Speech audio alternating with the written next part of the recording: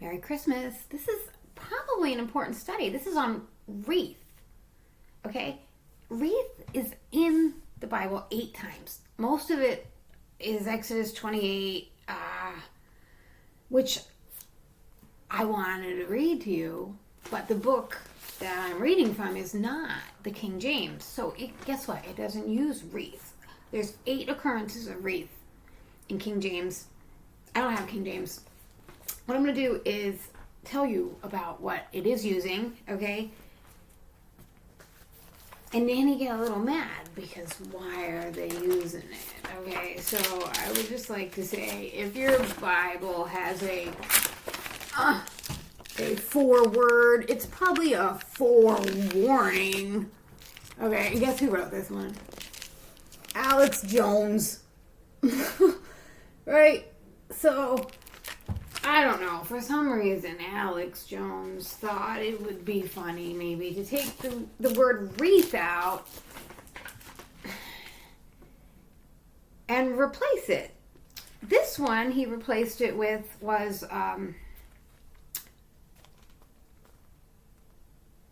twisted cord.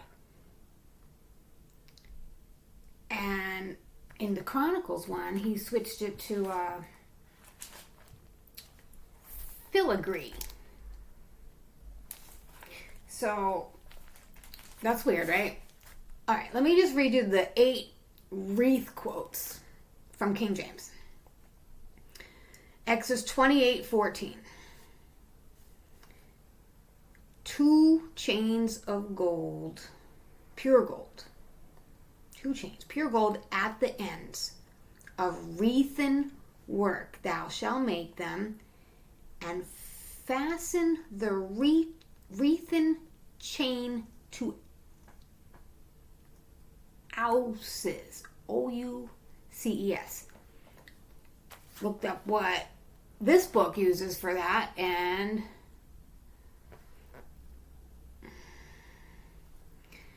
it uses rosettes, which is like weird. Which this says, rosettes, golden rosettes, R-O-S-E-T-T-E-S. So whatever our ounces is, or a rosette. What does your book say? That's Exodus 28:14. King James says wreathen chains to ouses. This one says twisted like a cord,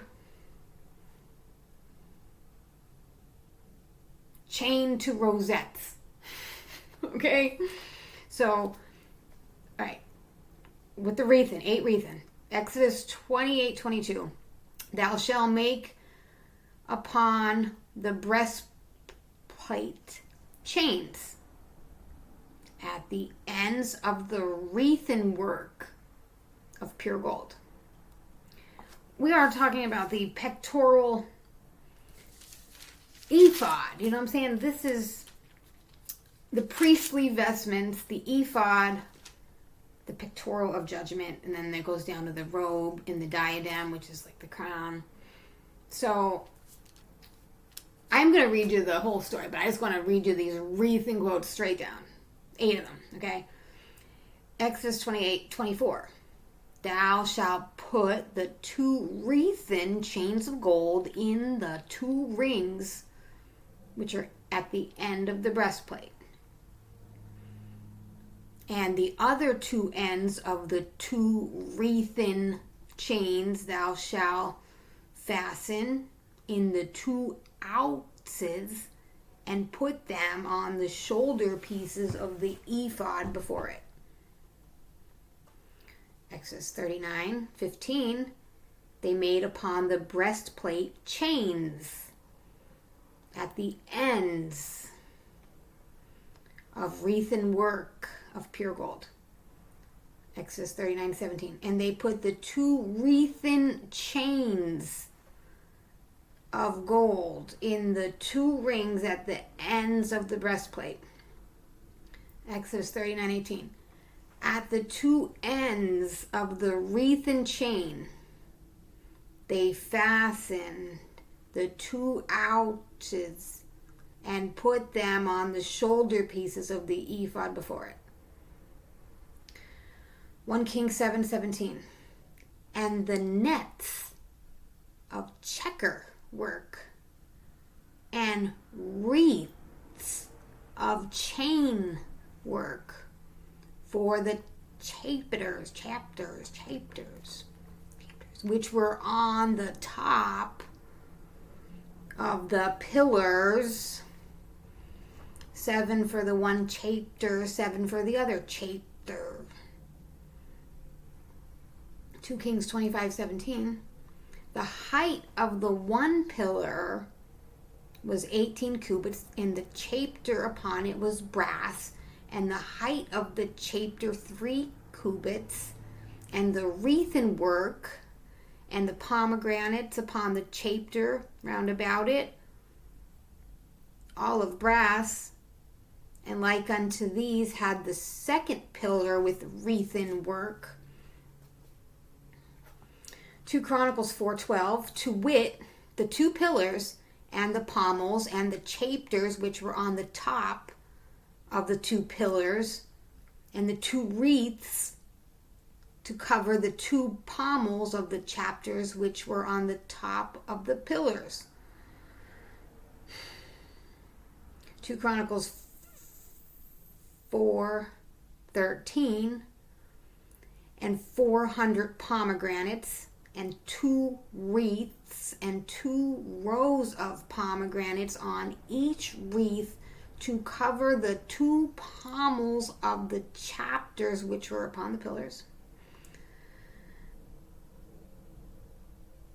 Lamentations 1:4. The yoke of my transgressions is bound by his hand, they are wreathed and come up upon my neck, he has made my strength to fall.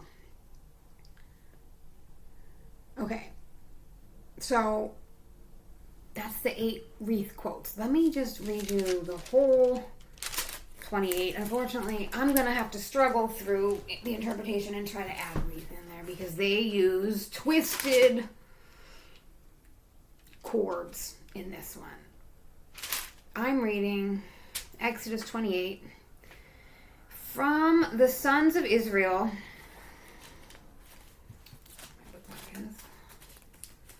summon your brother.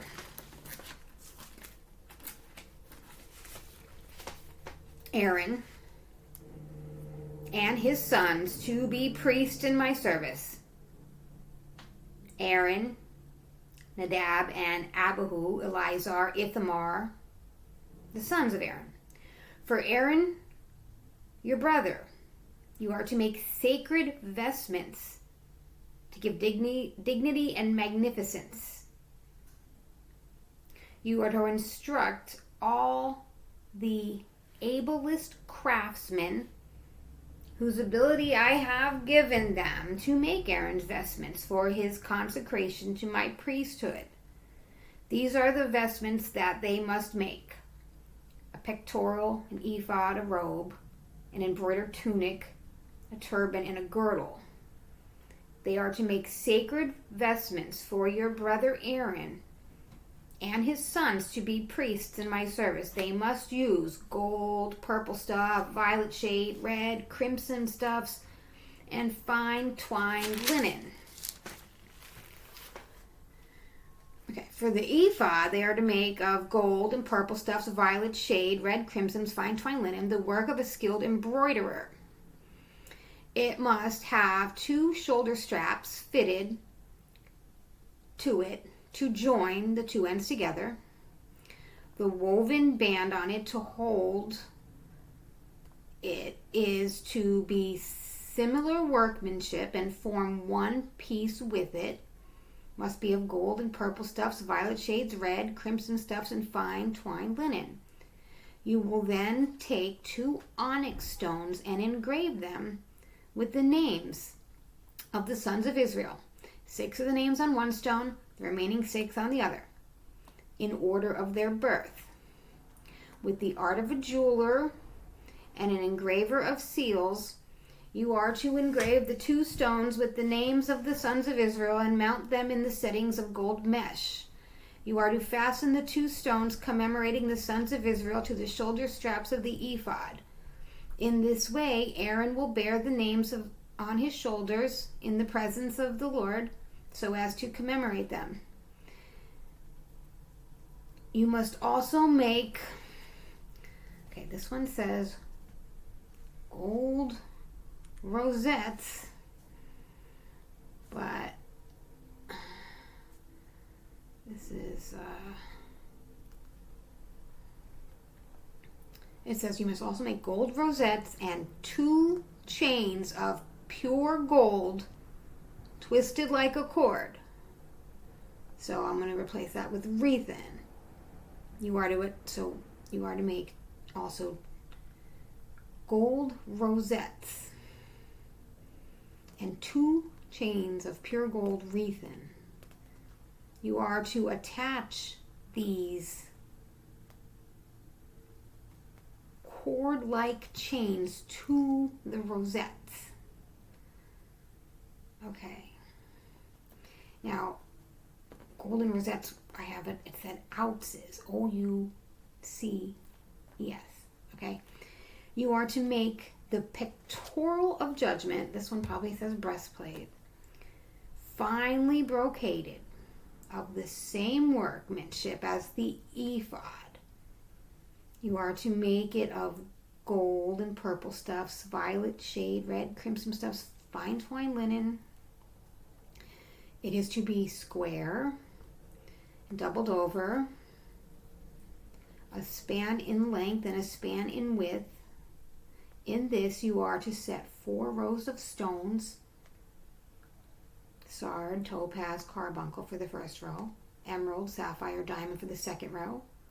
The 3rd row is hyacinth, ruby, and amethyst. The 4th row, beryl, onyx, and jasper. These are to be mounted in a gold setting. They are to bear the names of the sons of Israel, and, like the names on them, are to be 12 in its number. They are to be engraved like seals, each with the name of one of the 12 tribes.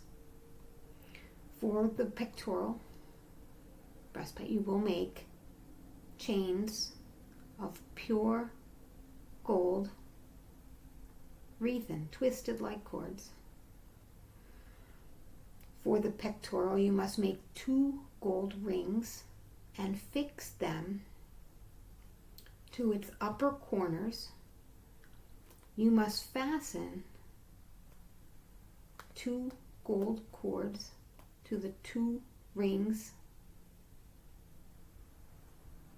So it probably says WREATHen. You must fasten 2 WREATHen cords to the 2 rings fixed on the corners of the breastplate pectoral, and the other 2 ends of the WREATHen cords you must fasten to the 2 rosettes so that they will be attached to the shoulder straps of the ephod on the front. You are to make 2 gold rings and fix them to the 2 lower corners of the pectoral on the inner hem next to the ephod. You are to make 2 more gold rings, fix them low down on the front of the shoulder pieces below the ephod, close to the join above the woven band of the ephod.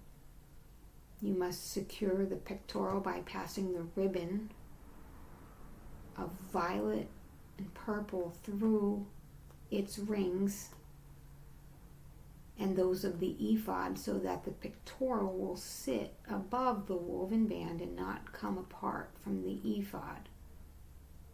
Thus, by means of the pectoral of judgment, when Aaron enters the sanctuary, he will bear the names of the sons of Israel on his breast to call them to mind continually in the presence of the Lord.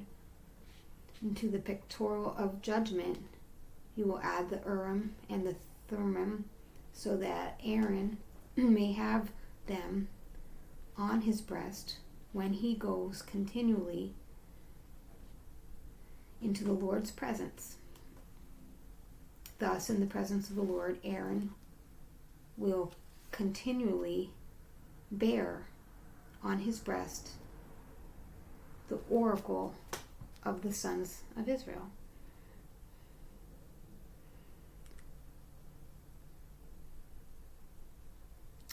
The other one that I thought I would read the whole story for was 2 Chronicles 4.